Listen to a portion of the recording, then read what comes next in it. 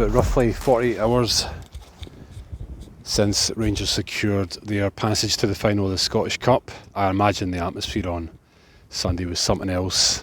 Pyrotechnics, 50-50 fan split in the stadium, full house. I see all the English vloggers, they love it. They love this atmosphere. The Scottish fans give it more so than any other, I think. So the dust is settled, well, at least probably in one half of Glasgow. Celtic fans are still enraged by that performance by Bobby Madden. Wasn't a great performance. I think he made calls that were bad for both sides. But looking ahead now, there's only 5 games left in the league, and Celtic have the opportunity to secure the double, which you'd have to say for Ange's first season, it's unbelievable. No one would have expected it. Maybe one trophy, but not two. Certainly not the league.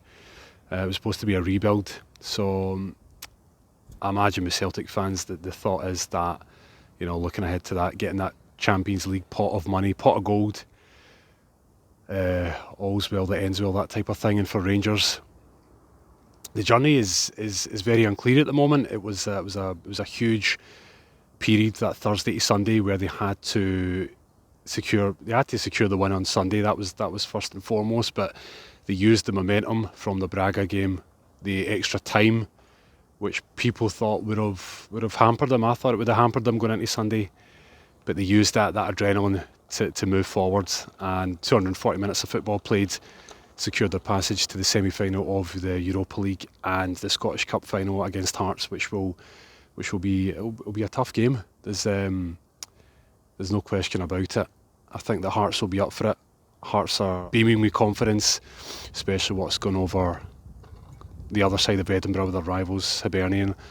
Sean Maloney obviously handed in his notice today. I think what in particular probably stung most for Celtic was the fact that they would have believed that they would have won that game. Had Carter Vickers scored, it could have been a very different story. But then again, if Lundstrom's goal had went in just before half-time, the tie could have been very different as well. It's knockout football. Ange said that, you know, it's a different type of game. It can be a bit cagey. There was no real clear-cut chances. And when it did go to extra time, it was the error that was forced by Sakala onto Starfelt. So the atmosphere just looked amazing. Both sets of fans gave it big. Rangers will use that momentum, and you never know with the league. I think it's too much of an ask now, but had that been 8 or 9 games, it could have been different. But I reckon Celtic will still see out the league. Rangers in the Scottish Cup is going to be a hard game against Hearts. I think Hearts will be very much up for it, and it's a one-off game, so you never know. Europa League, who knows? Anyone could win that. But let me know your thoughts. What do you think will happen come the end of the season? I suppose if Celtic win the league and Rangers win the Scottish Cup, and they, you know, even ended up in the semi-finals of the Europa League, both sets of fans won't have too much to complain about.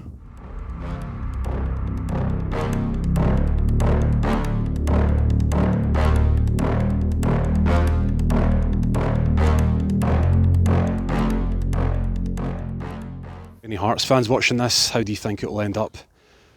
It's a 50-50 chance.